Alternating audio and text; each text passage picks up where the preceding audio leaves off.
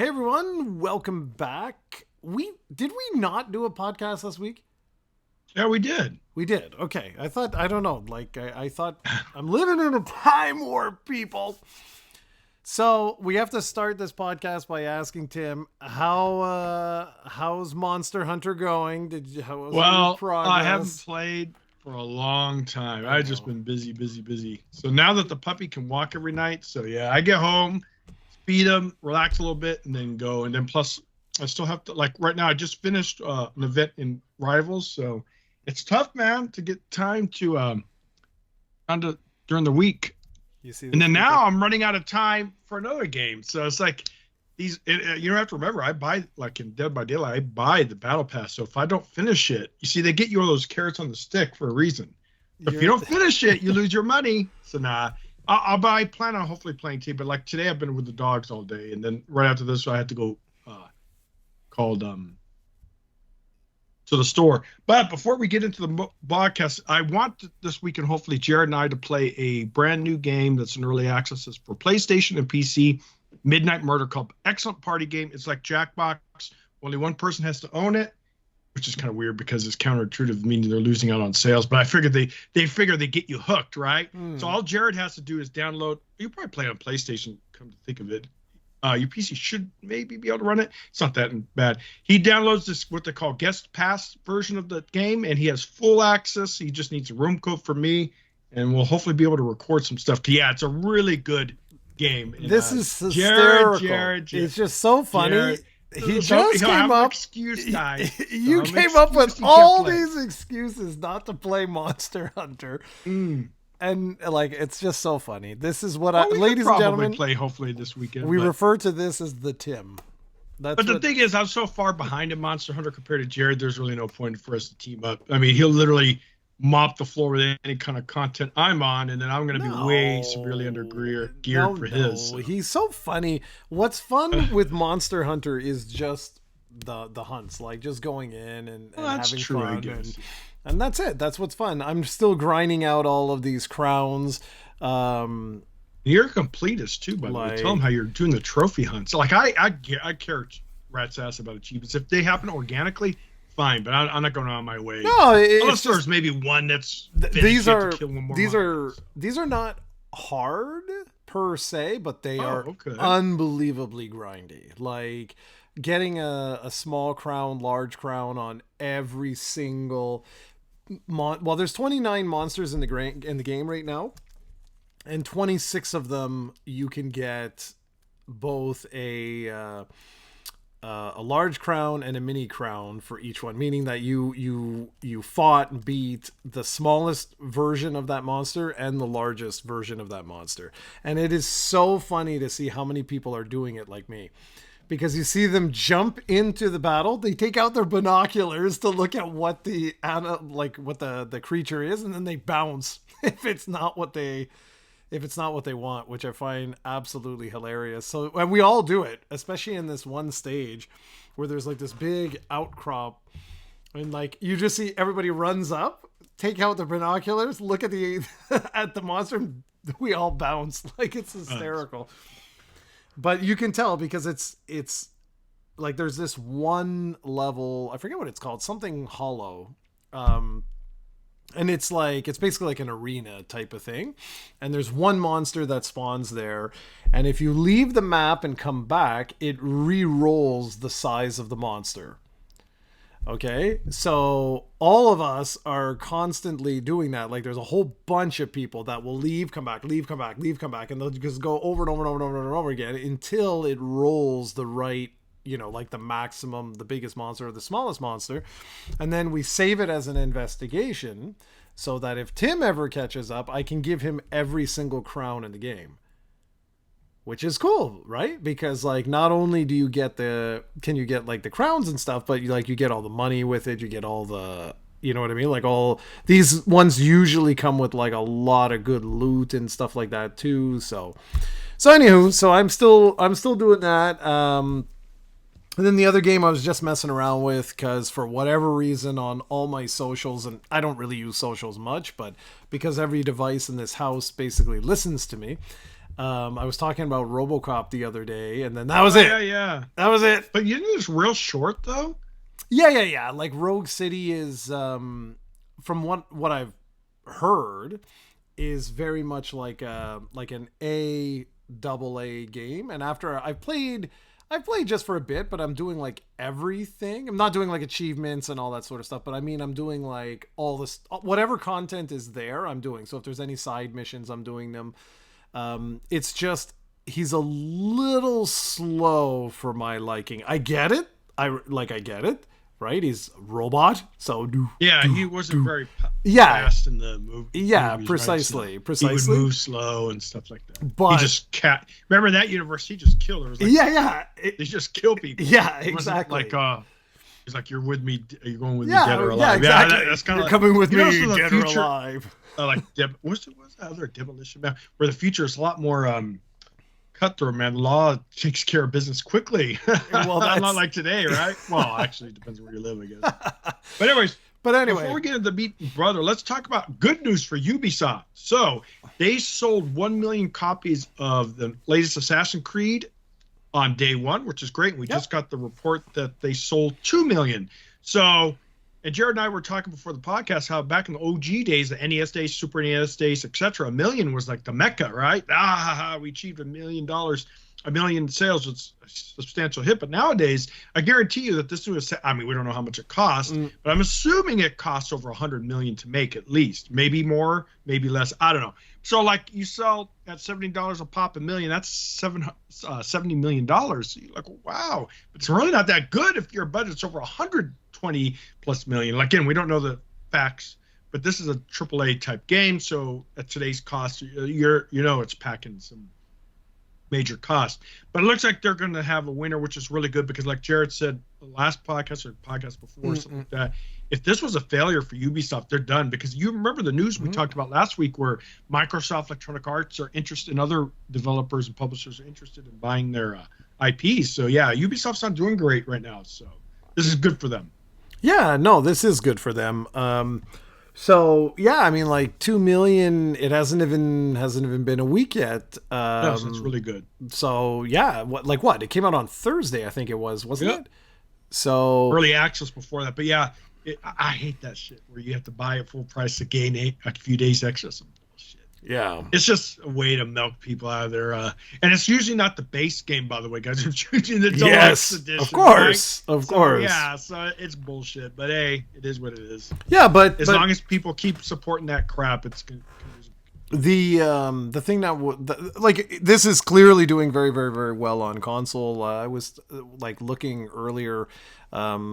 Today it hit 60,086 players concurrently on Steam, which is really interesting because like when we saw Monster Hunter, right? What was it, like 1 point something million? True. Like it True. was huge. Yeah, it was huge. But it's interesting.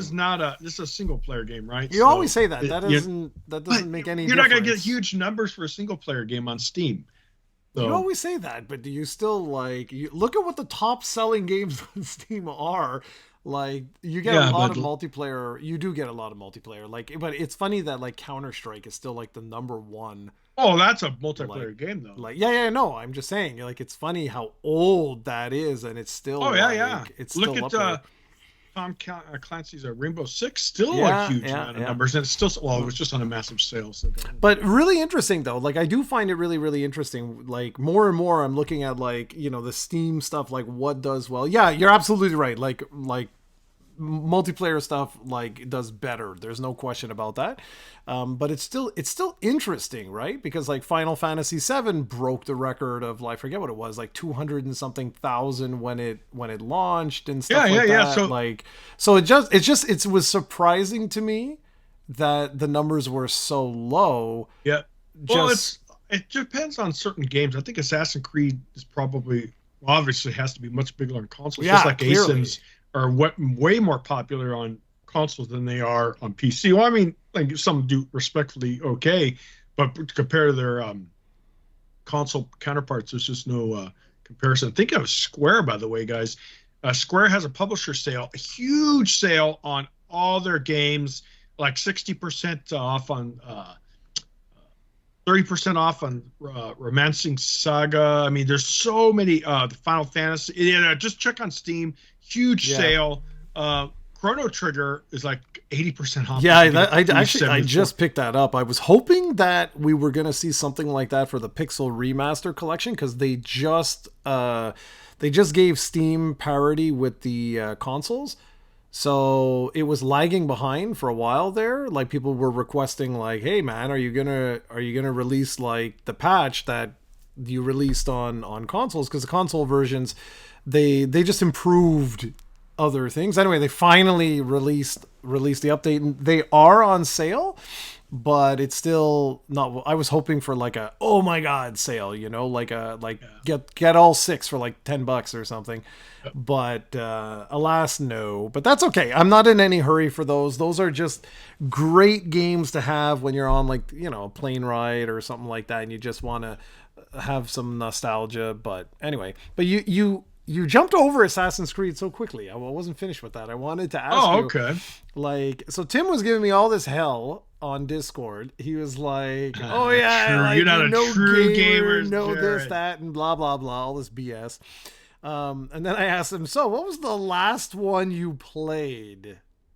It was on the consoles, man. But I was surprised. I would thought you would love that series. I thought I got tired of it. Butter. To be honest, Really? yeah, I just got tired of it. Where that's the one thing, man, that I think Rockstar does right. If there was Grand Theft Auto every year, I would be so bored of it. Like I would just be so bored of it. But it's been a while since they released Assassin's Creed. No, but I had Assassin's Creed fatigue. Like I think the last one I played was like the third one or something, and I was just like, okay. Like I'm good. Like this was okay. But I never thought it was like, wow, the greatest thing ever. And kudos, like if you really enjoy it, like go for it, guys. Like have fun. It's just for me, it was never really, Well, yeah, because it's like those Batman games. Did you not get you got tired of those because they're kind of similar mechanics, right? Stealthy combat, ambush kind of thing. It's virtually the same. Yeah, it's just, again, like, I found they had more years between. For a while there, Assassin's Creed was coming out, like, all the time. It was, like, one after another, after another, after another. Like, I wouldn't mind returning to, like, the Arkham universe now, because it's been, like, 10 years or so since we had one. Unless you count Suicide Squad, but yeah, that is technically canon, so there's definitely but that's... that's a good thing. We should talk about how that game failed. But that's old news at this point. They've moved on. But yeah, I know what you mean. Yeah, but no, Assassin's Creed's really, really good that it's doing well. Yeah, it's I don't. Oh, first, like I said, I haven't really got console. Now it's on PC, so I guess there's no excuse. I might get it when it's on a major sale, but I wouldn't. I told you guys for single player games, I always wait unless it's something I know, like Mario Strikers I bought full price because how many times I tell you Nintendo has a sale, you'll wait forever. But anyway, so stuff like that, yeah, I'll buy. Plus they got the vouchers. Oh, think of it, they're promoting the vouchers again. So you get those vouchers, which is such an excellent deal. So if you're gonna get Nintendo products. But anyways, besides the point, I'll just wait till it's in a big sale. Like dude, I'm looking right now on my wish list and there's tons of stuff on sale right now. Yeah, I love Steam, man. So you can't beat that. I know PlayStation, I think, has a similar type of thing, right? But is like 80-90% off on their game? Yeah, sure. Oh, okay. They all do now. Like, it's just the biggest difference between Steam and all the rest is simply the catalog. That's the biggest difference. So like, Microsoft and Sony and even Nintendo, like they'll do sweeping, like, oh yeah, 20% off, 80% off, 90% off.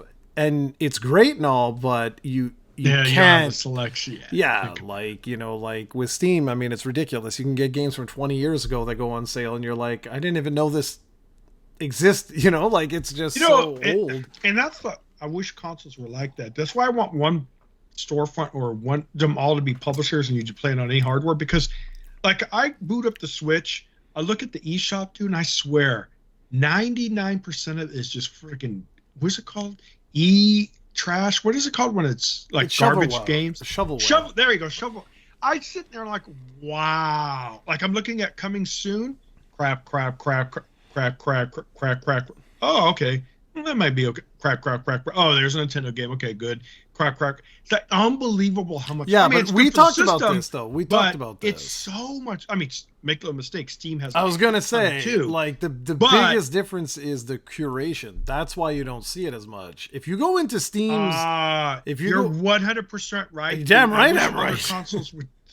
Yeah, I'll tell you, nothing beats Steam. Do it. Nothing. Not even Microsoft Storefront. None of that. Microsoft's pretty decent lately, but yeah, you're right. You're 100% right. That's a good segue, by the way. So Microsoft, I don't know the whole story because I saw it pop up on a couple of different things. Ahmed shared it and a few other folks shared it, but I don't know where it came from. So my understanding is that Microsoft in something showcased the new Xbox interface and then immediately pulled it. But of course, once something's live on the internet, it's live forever. And it was basically like an image with a bunch of boxes showing like all the, like the little thumbnail art for the games. But what was super interesting was up above, it had like different tabs, and one of them showed Steam, Game Pass, and a few other things. So people immediately were like, oh, well, that's obviously kind of what everyone is doing right now. On PC, their PC storefront, they're going to redesign to have, like that you can connect in with Steam, you can connect in with the Epic Game Store, and so on and so forth. But the more you go down this rabbit hole, then others are like, yeah, but that's also going to be part of their console interface. And we've been talking about this for a while, that like Microsoft, of all the companies, Microsoft has the easiest chance of doing something very, very, very unique in the console space by simply releasing a Windows-based version of their platform that would allow you to install Epic Game Store, Steam, and stuff like that. Now, whether or not they actually do that, we will see. But it's interesting. It's interesting, like that they're doing this now. If they do, man, I think that'll help. I don't know. Console players are different from PC players. That doesn't mean there's a lot of people who are only exclusive to PC. A lot of console. It's some will mix and match, but usually it's two separate markets. Will that help them bring more PC players onto their platforms? Like kind of like the Steam Deck it's sold 4 million copies so far, which is but again, bad, no, but again, every time I talk about Steam Deck with people, I'm like, guys, what do you compare it to? Well, if you compare it to Nintendo, that's no, you can't money. Though. Nintendo's available at Best Buy, Walmart, your local depanneur, or your 7-Eleven, your whatever. Yeah. The Steam Deck is only available through Steam. Right so there, you are limiting your audience to Steam players. Period. That's it. Like that's not. Maybe that's what they're going for. This is what you're saying is they don't want mass market device. Well, I think right now, if it was a mass market device, it would be an epic failure. It's simply too expensive. It's way too expensive for a mass market device. But I think with Valve, my sort of, when I look at their business of what they're doing, I think it's like they're testing the waters to see like who bought this device. Was it existing Steam users? Was it like converts? Was it like, who was it exactly? And I'm telling you, someone is going to make another Steam box or whatever the hell they're called for console to see. Because what's cool with the Steam Deck is it can be Steven simple, where you just turn it on, play your game, and away you go. Or it can be like for me, where I like customizing. Like I love that you can go into Linux and then like fully customize the interface and all that. That's not for everybody. Like for sure, that's not for everybody. But I like that, And so I'm convinced in the coming years that's going, like, they're going to test the waters. And it's only when they're really ready that you'll see a mass marketed device. I think the first company that might make a go of that for real is Microsoft with their portable. That could be very interesting because they have the money, right? Like they don't care if it bombs, like whatever. They're just like, yeah, a couple billion, it's fine. Like, companies don't like losing money, but yeah, they have the deep pockets, and it'd be interesting because if they allow freedom on their handheld, I think that'll challenge. I don't think it'll be a success as big as Nintendo. We can't realistically expect that, but if they could do respectful numbers where they could possibly create a nice ecosystem for that handheld system, or get a steady income, they'll be happy with that. But yeah, realistically, it's never going to be a success like Switch or the Switch. No, yeah. I'd be surprised in 7 years from now if the Switch 2 even matches the Switch's numbers. So we'll see. Who knows? What 7 years is a long time, guys, but it'll be here before you know it. It'd be very interesting to see how successful their new sauce. Because like you said, you see the reports. All the analysts are saying Switch is going to be a massive hit. Oh, it's going to be a big hit. You can see it by like all the numbers of the YouTube videos like people are watching and stuff like that. Like I'm sure this is gonna sell well. Now, long term and all of that, we have no idea what's happening. We don't know what Sony's doing. We don't know what Microsoft is doing. We don't know what Valve's doing. If anyone makes a dedicated gaming system that's not a PC, then you don't know, right? Because then you don't know what's what. But these handheld PCs, it's a whole other market. They're way too expensive. Like they'll be twice the price of the Switch 2, and like families, Steven's not going to buy 3 of those for the kids. Like that's just not going to happen. I wonder what his kids are going to like. Are they going to like the Switch 2? They're probably going to want. How old is his kids? Like 8, 9? Well, not that old, but they're getting up there. So they got years left. Elliot's getting up there. They get a little bit older though. Nintendo might not be cool for them enough, right? Because it gets a teenage years. But they got Steven. They're gonna want the Sonys. They got Steven as their father. So I mean, peer pressure. Dad's gonna be an old man and embarrassing soon. So enjoy those years, Steven, because they go by fast, dude. That's funny. Go by fast. So what's next? Thinking of Switch 2, there's also rumors. There's been some rumors online. We're not going to cover the rumor specs. I don't know if they're true or not, but if these rumors are correct, it looks like the Switch 2 won't even be as powerful as the Steam Deck. So if that's the case, that's kind of disappointing because I was hoping that it would be at least as powerful, but it is what it is. And Nintendo still do miracle work on their hardware like they always do. For some reason, they're the masters of their system, which makes sense, right? I do wish that they would help Game Freak out. Maybe they should code it internally, and get rid of them because there's a vast difference between these two developers. Well, Nintendo has several teams internally, but yeah, it's just like you look at like Mario Odyssey and Mario Kart and all the other Mario or first-party games. It's just the way they look, the fluid, how great they are. Now, there was that one Zelda, the old overhead one that was kind of laggy, actually. People were ripping Nintendo apart for that. You remember that? What was that one? Yeah, you're talking about the new one, Echoes of Wisdom. The one where you play as... before with that. Not the one where you played... It was the one Zelda. Where you played as Princess Zelda, where it was laggy. Oh, no.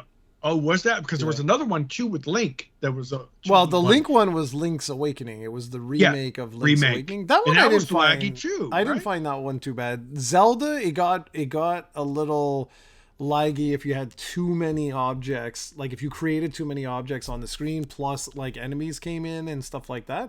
But, honestly, it's an old system now. Like, my God. Like, the fact that Breath of the Wild like ran on a portable was pretty wild. It's pretty impressive. Yeah. And so, I mean, we have to think that like today, the base games that are made are on, Xbox Series S. That's basically like your entry point. Like games have to work on that. Yeah. So... And to be frank, like a lot of games still support PS4 and That's amazing, dude. Yeah, you remember back in the Super NES? Those I know, man. systems are. That was it. Well, they had like a little 6 months of games that had been already in development that are released. But dude, it was cutthroat. Nowadays, you're still supporting these old consoles. Yeah, because it's kind of good. Yeah, because dude, people aren't the Cranberry. Cranberry has her PS4. She didn't upgrade. She was like, "Why?" Yeah, she's like, very "There's good like point. People aren't buying like they used to." Well, that's it. And like to her point, where she's like the PS5 as an example. I'm making this up, guys. Don't crucify me here. But she's like, like it has like 15 games that are exclusive.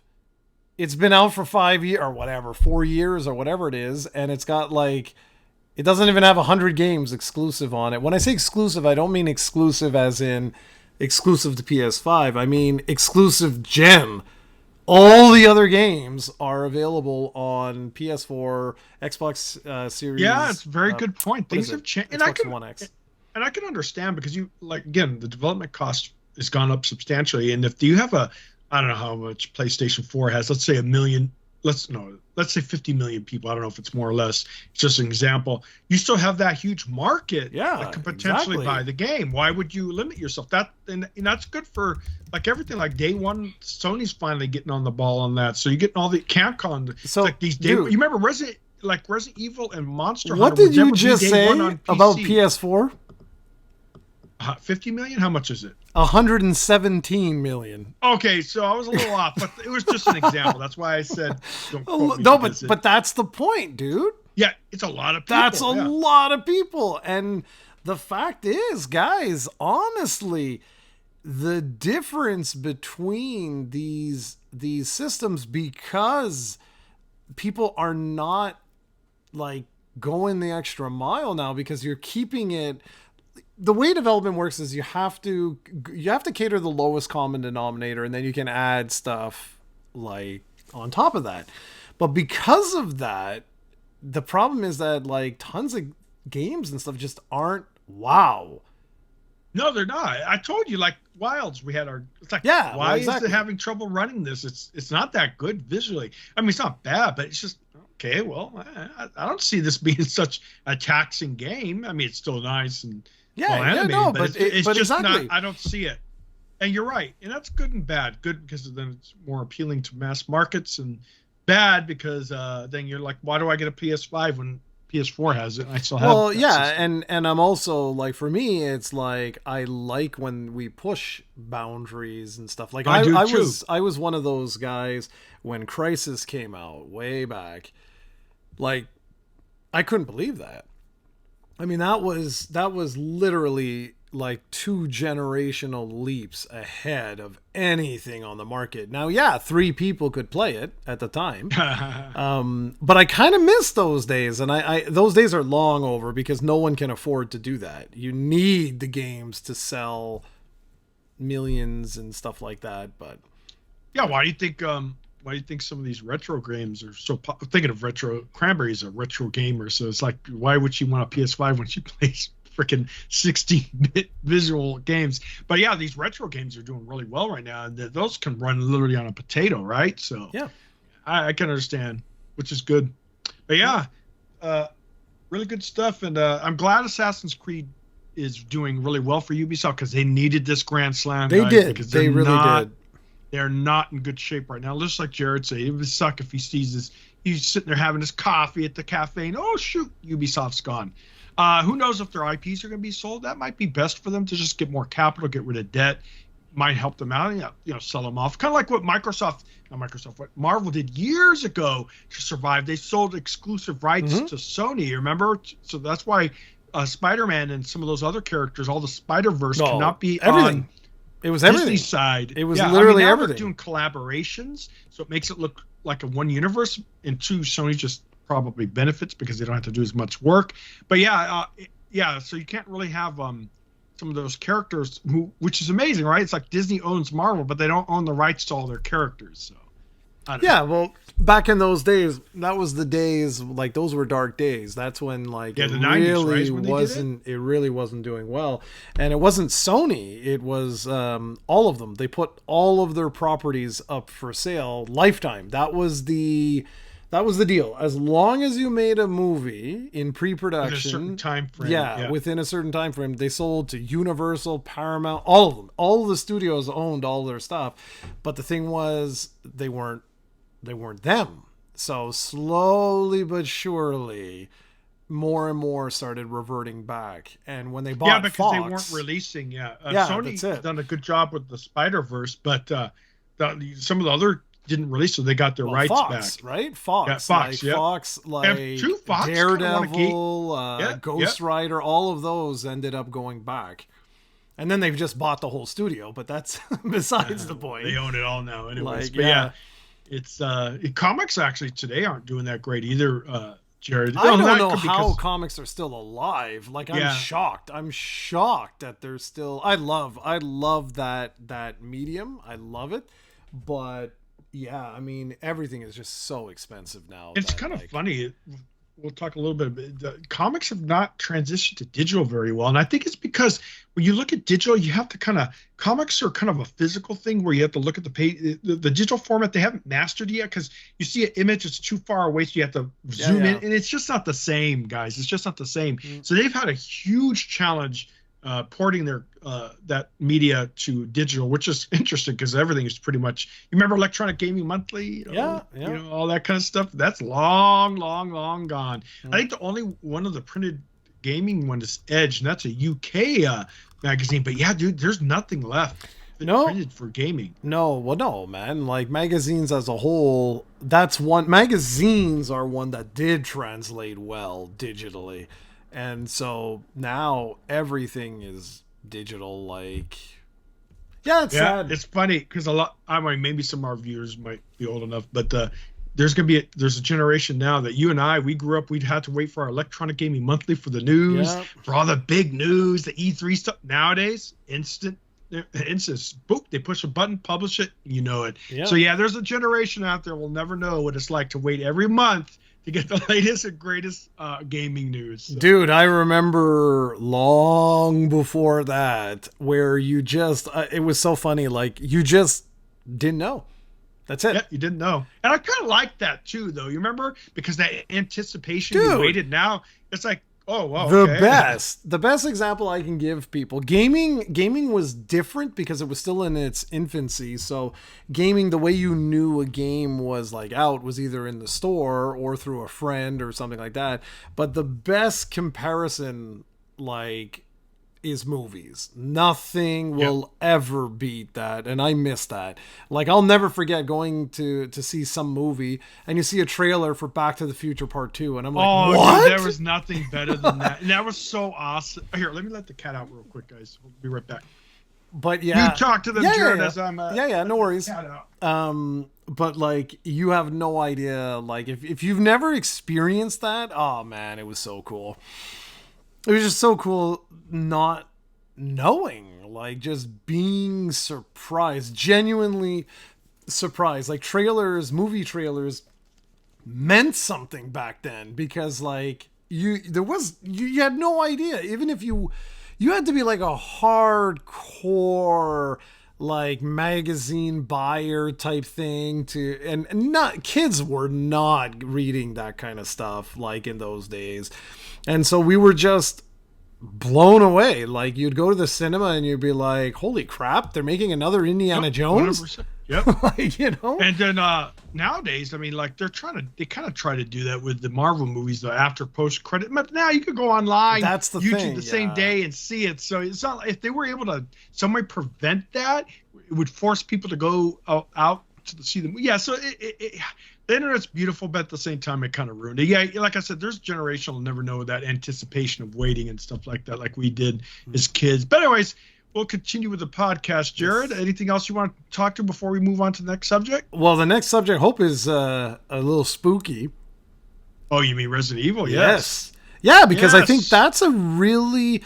So, guys, before I'll let Tim say about the news, but like, he always says, series have to reinvent themselves and yada yada yada, but players suck because they don't, They don't support, like blah, blah, change. blah.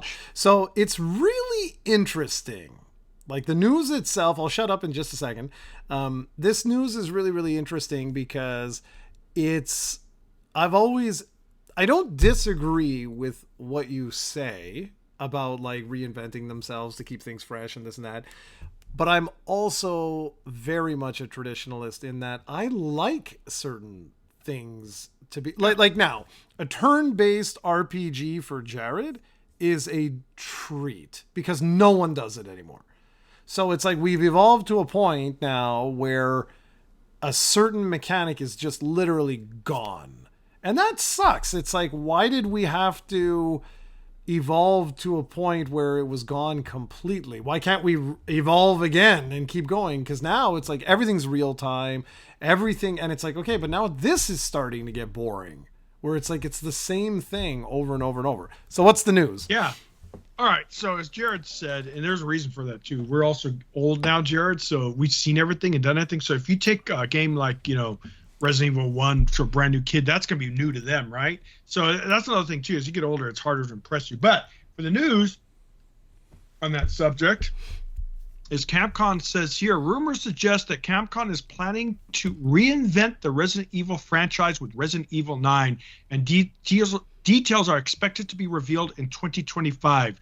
The game is reportedly being developed with ambiguous designs and a focus on Leon Kennedy.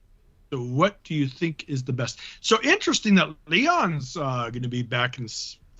He's one of the most popular characters, so it kind of makes sense. And the story, I mean, maybe they feel there's more story to tell with him. So what do you think, Jared? And as you said, ambiguous. So that means, it's not going to be subtle, right? Not just a little here, the menu's different. It's going to be hopefully some interesting things. I'd like to see what you think they're going to do. Obviously. So I'll tell you, man, so for me, okay, so you guys I need to paint this picture for anyone that is either new to the podcast or doesn't know me that well or whatever.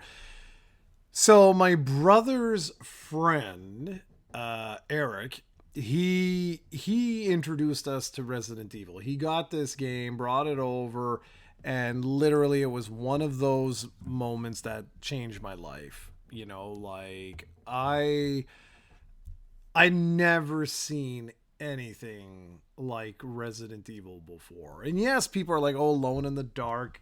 Guys, I had played Alone in the Dark. This is not Alone in the Dark. I don't know why everybody always blasphemy.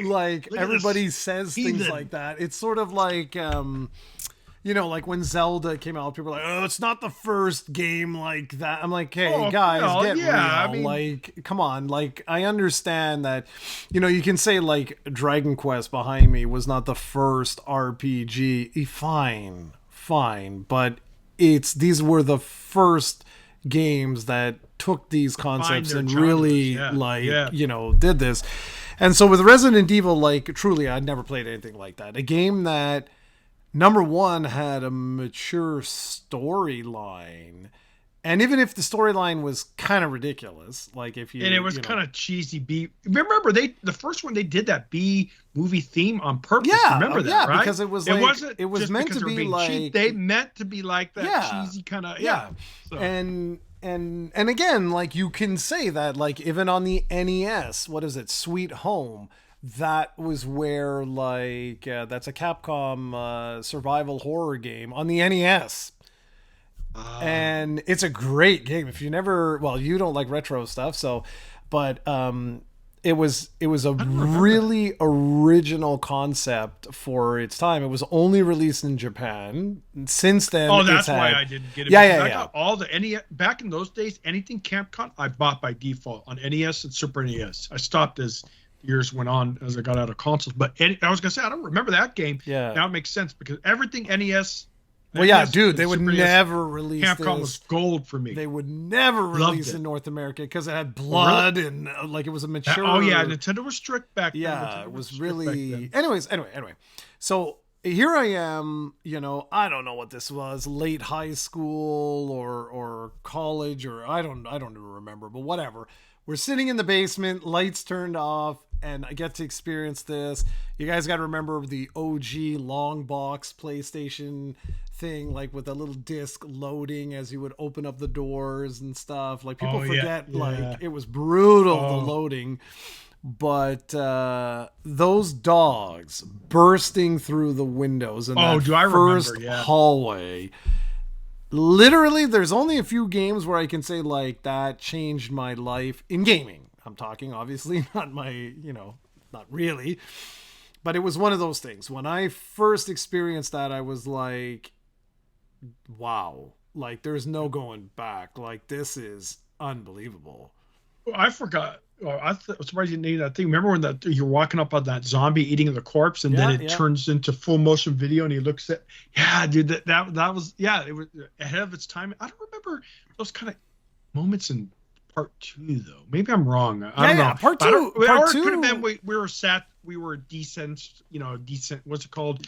desensitized. Sensitized, stuff. Yeah. So by then we were used to it. But yeah, man, Resident Evil 1, yeah, it was a pioneer in its day. So Resident Evil 1 comes out. I'm floored. I'm so impressed with it. I go out literally the next day and buy it. Then I play that so much that the director's cut comes out. It's And you bought that it's too? above me here. Like Oh, I have wow, like true 5 fan. versions of it. So I've got like the director's cut. Then they released this one right here, which is the the dust.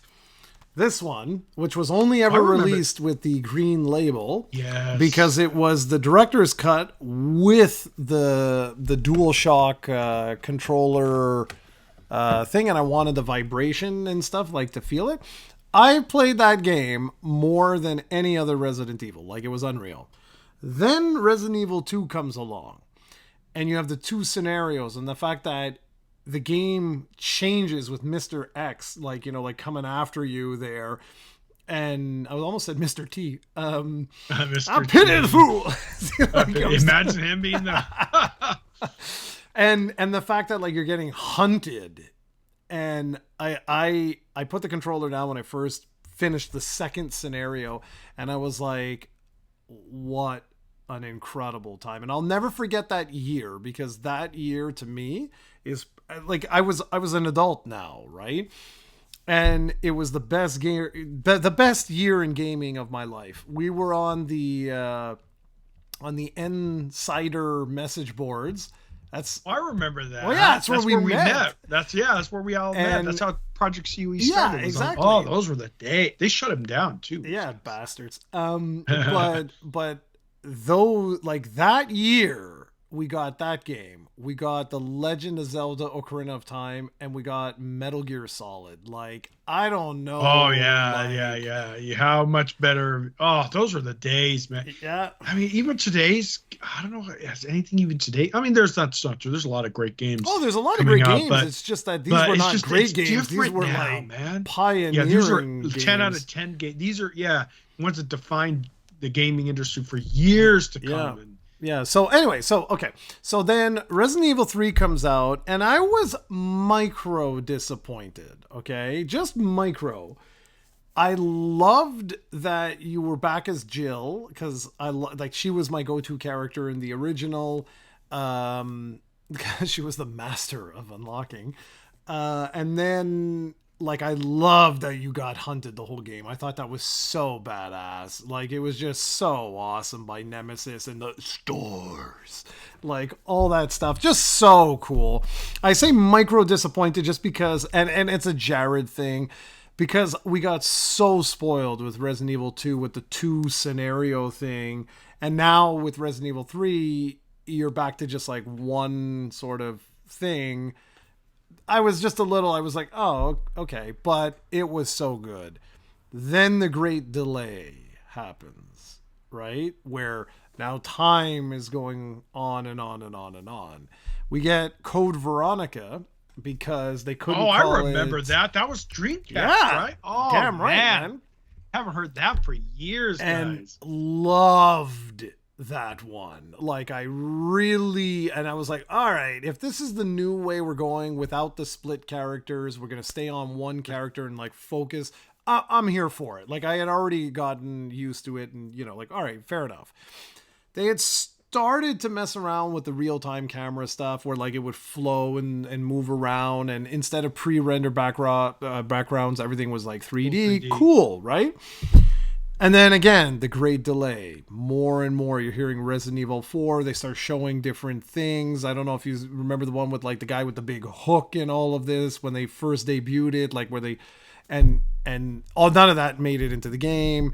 it eventually that would become Devil May Cry, if I remember right. And anyway, and then Resident Evil 4 came out, and to Steven, it's like it was his game-changing moment. Oh, it was a great matter of fact. It's still freaking being made and ported to today, yeah, right? Course, they just did a remaster recently. But you forgot Resident Evil 0, though. Oh yeah, right. Well, that was after, like. Oh yeah, it was. Yeah, that was after when they released. That was, and I love that one. N64 game, I thought. Like I love that. No, it was GameCube. They released all of these on. Oh, that was the GameCube. But when Resident Evil 4 came out, I loved the beginning. Like I loved the beginning. But I'm the only one in the world, I think, that I didn't like that it just felt like you had too much control. And Steven and I have talked about this forever. Because I wanted to go back like ages ago to replay it and stuff. And because I only played it the one time, the original time, and then that was it. And then I played it like again, like much, much later on there. Because I need to go back and experience it again to see if I still feel the same way. Because for me, this was the beginning of the end of Resident Evil for me.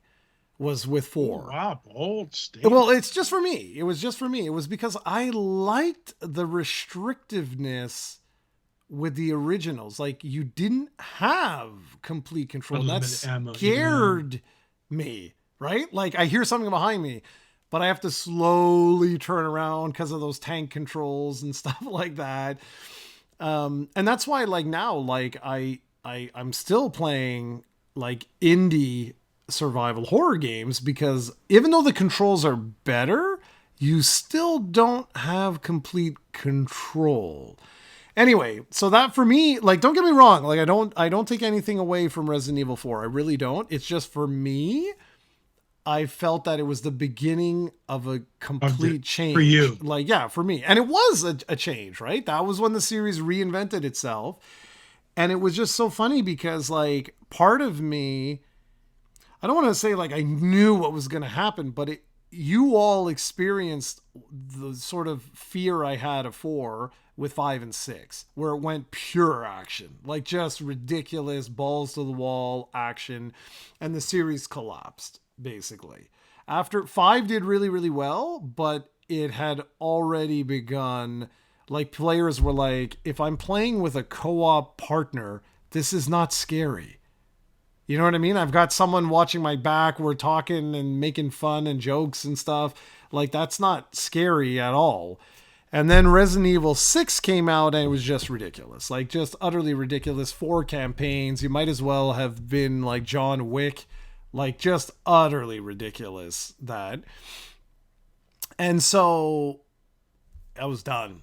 Like, for me, I was done. Steven and I played a little bit of Resident Evil 6 and I was just like, yeah, all right, I don't care at all about this.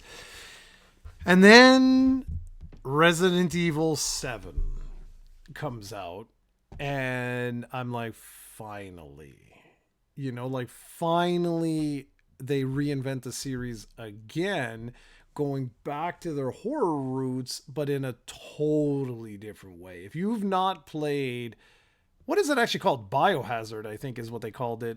Yeah, because the last one was Village, right? Yeah, Village was 8. And those 2 games are creepy as hell because it's all in first person now. And yeah, I don't know how I felt about that change, but if people are liking it, it's okay. And the first person does kind of add to, because you can't see behind you. Well, exactly. You can't, exactly. And so I am really curious to see what they do, where they go with this. Like, are they going to go back to third person? Because you got to think, guys, like all the remakes they released, like, so Resident Evil 2, 3, 4, all of those remakes they kept them in third person. So they could kind of go in either direction there. And I'm curious. I'm really curious to see where they decide to go with this. For me, I want to get back into it because I have been really out of Resident Evil now for a very long time. Like, really. Yeah, it's going to be interesting to see what they do. I mean, I'm anticipating co-op, I'm assuming. I mean, because co-ops, especially couch co-ops, a real popular thing right now where Yeah, you but play with your buddies. it's not been in the new ones. Yeah, so I don't know if they're going to do that. I don't know if they're going to kind of do a different, maybe go back to, like you said, the roots of slower paced gameplays. And I don't know. We'll see. But they're saying it's going to be pretty ambitious. So who knows what that means, guys? And Reinvented yet again. Maybe they'll go, good. Maybe they won't, maybe it'll be a massive multiplayer. Could you imagine? Hell no, they're not going to do that. No, this is Capcom. They don't do massive player. No. But you also have to think of like the series. Like the whole point of Resident Evil is to scare you. Yeah, so it'll be interesting. It'll be interesting to see. I have high hopes. Capcom's been doing really good work. Capcom's been doing great, so, man. Yeah, they've reinvented themselves the last 10 years. Now it's another studio that was doing pretty bad for a while. There was rumors that Microsoft's always someone. I think it's a meme at this point, right? Even if the company's not interested, but people just say it because it's kind of like a meme. But yeah, they were on the chopping block or on the sale block for a while too.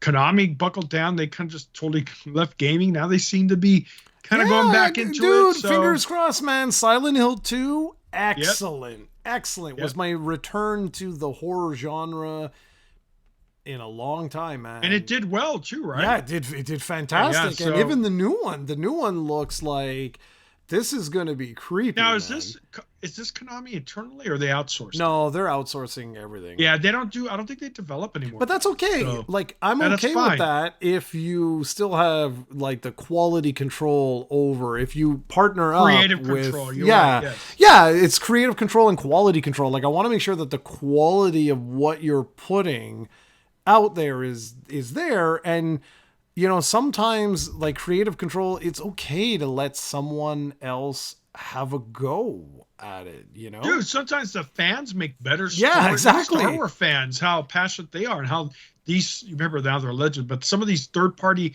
Star Wars stories are so much better than the crap they put on the big screen. Yeah. So, thinking of which, I hear they're going to be rebooting Star Wars, and that's going to be kind of sad, disrespectful towards, Mark Hamill's character, Carrie Fisher, all these OGs, but they're going to do what they do, and I guarantee you it will not be.